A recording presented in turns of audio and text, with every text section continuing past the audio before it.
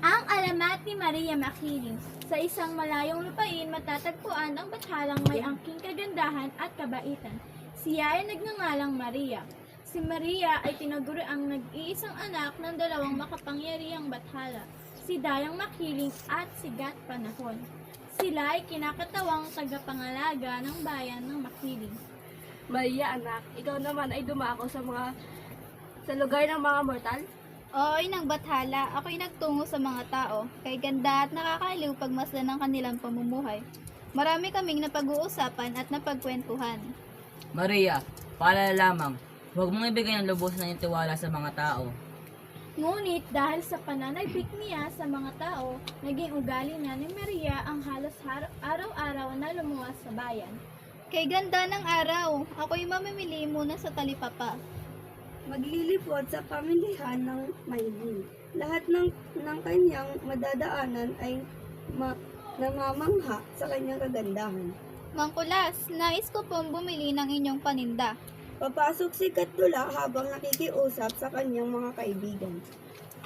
Gatdula, bakit ngayon ka lang nakarating?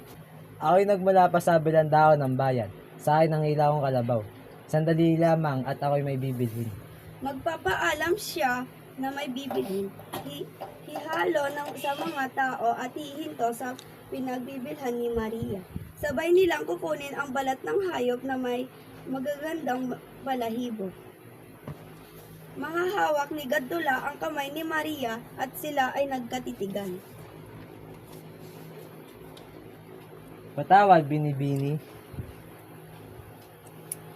Si Maria ay nahihiya, yuyuko at kunyaring magpapabebe kay Gatdula. Ngunit bibigyan din niya ng matamis ng ngiti si Gatdula. Sabay dali-daling tatalikod at aalis. Maiiwan si Gatdula na nakangiti habang pinagmamasdan ang binibining papalayo.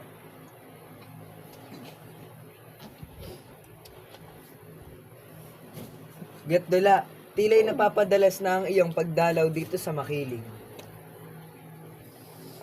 Ganun ba? Ngunit, bakit hindi ko masaksihan ang binibining aking hinahanap? Sige, ako'y lilisan lamang muli. Habang malungkot, lumilisan, nakasalubong niya si Maria, sila'y nagkatitigan, ngumiti si Gatdula na may saya sa kanyang muka nang makita si Maria. Ang tiniis ko ang hirap na nagdaang mga araw. Marahil ngayon malulunasan na. Banayad na lumapit si Gatdula kay Maria at magbibigay ng galang. Pagbati, binibini.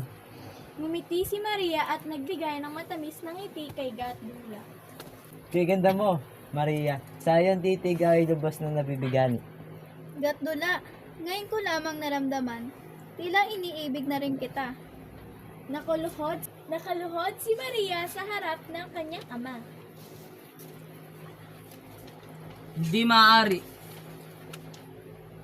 Hindi ako papayag na aking bugtong anak ay mapupunta lamang sa isang tagalupa. Galit at malakas ang tinig. Simula ngayon, hindi ka na maaari pumunta sa lupa at hindi mo siya makikita kailanman. Uutos sa bantay. Isara ang lagusan papuntang mortal. At dahil dito, Maria, babawiin ko ang iyong kapangyarihan. Mula ngayon, puputulin na natin ang ugnayan ng mga tao at ating kaharian. Di maaari, ama. Mahal ko si Gatdula. Hindi ko kayang mawala siya sa aking piling. Maria, anak, itigil mo ito. Huwag mong sawayin ang iyong ama. Kung ganoon, malaya kang umalis. Ngunit kailanman ay hindi ka na makakabalik. Mahal ko, hindi ako makakapayag. Si Maria ang kaisa-isa nating anak. Huwag mo itong gawin sa kanya.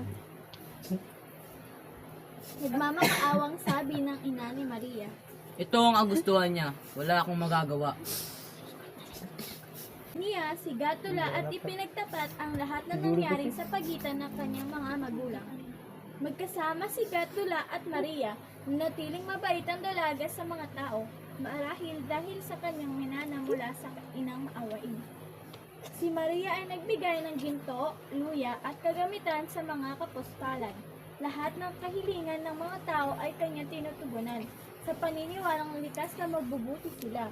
Patuloy rin niyang pinapangalagaan ang kagubatan at iba pang yaman ng kalikasan sa lugar ng Makiling. Ngunit lingid sa kanyang kaalaman, si Gatdula ay may lihim na motibo sa kanya. Alam niyo ba, napag-alaman ko na may isang batala sa lugar ng Makiling. Siya ay may taglay na kagandahan at kabutihan. Hindi lamang iyon, marami rin siyang pag-aari ng ginto. Tama. Yun din ang aking narinig. Kapag napasuyo ang diwata na yun, diyak na makakamtan mo ang kari. Maria, may malaya akong suliranin at ikaw lamang ang matulong sa akin. Alam kong isa kang batala at kaya mong ipagkalabang aking daing. Tulungan mo ako.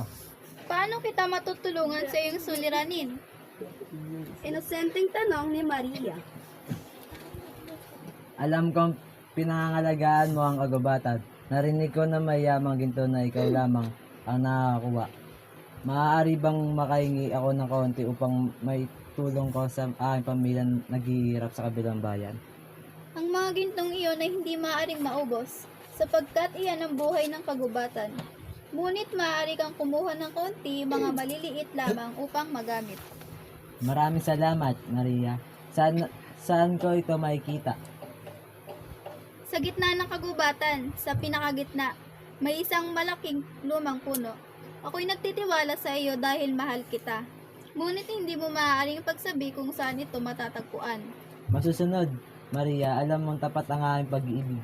Pagka-umaga, sumapit ng araw, dumiretso si Gatdula sa lokasyon na sinabi ni Maria. Namangha siya sa kanyang nasaksihan, isang puno nga na puno ng ginto.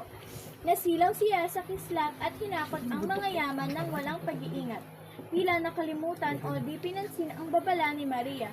Inubos ni Gatdula ang mga ginto na nagsisilbing buhay ng kagubatan.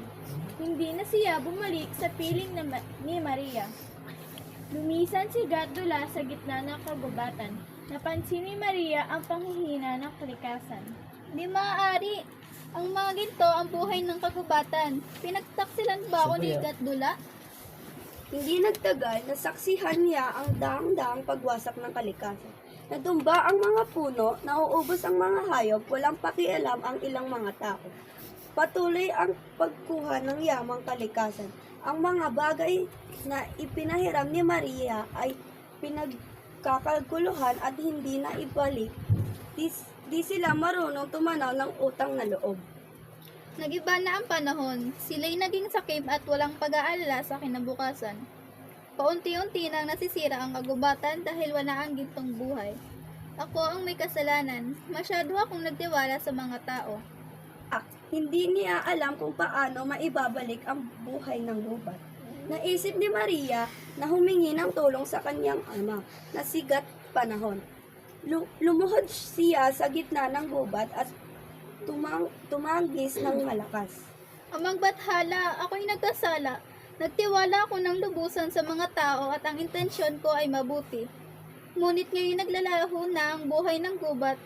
Ama, hindi ko na alam anong gagawin. Pakinggan mo ang aking dalangin at patawarin mo ako. Sa kanyang pagsigaw, bumukas ang langit, bumaba ang kanyang ama at ang kapangyarihan na ina. Niyakap niya agad ang kanyang ina at ibuhos ang kanyang mga luha. Maria, minamahal kong anak, alam kong nagkasala ka, at dahil dito ay maaaring mamatay ang gubat ng Makiling. Ang ating pinapangalaga ng matagal. Ito ang dulot ng iyong pagtitiwala sa mga mortal. Amang Bathala, hindi maaaring mamatay ang kagubatan. Wala ba akong magagawa? Gagawin ko ang lahat. Meron, Maria. Ngunit ay kasabay ng kapalit, ang buhay mo at iyong kalayaan. Ito ba ang iyong ninanais? Oo, Ama. Handa akong ialay ang lahat. Anak, hindi mo kailangan gawin ito.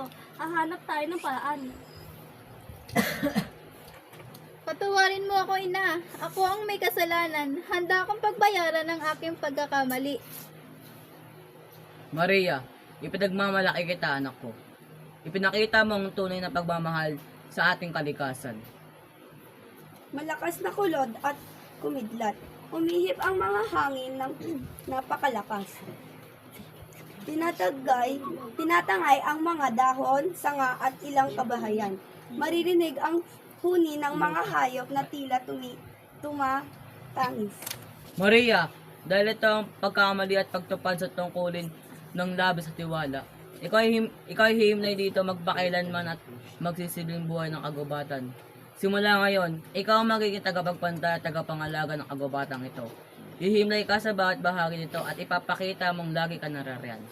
Sino man ang magtangkang pumasok ng may masamang hangarin ay makakatanggap ng karampatang kaparasahan. Si Maria ay tatahimik, nakaluhod at nakapikit, habang ang kanyang anyo ay dahan-dahang lumalaki. Ang kanyang mahaba at magandang mapagkalingang katawan ay humimlay sa kabuuan ng lupain. Ang mga ilaw ay dahan-dahang magdidilim at magpapalit na bundok. Lumaki at humimlay ang katawan ng magandang si Maria sa buong sulok ng kagubatan at ng makiling.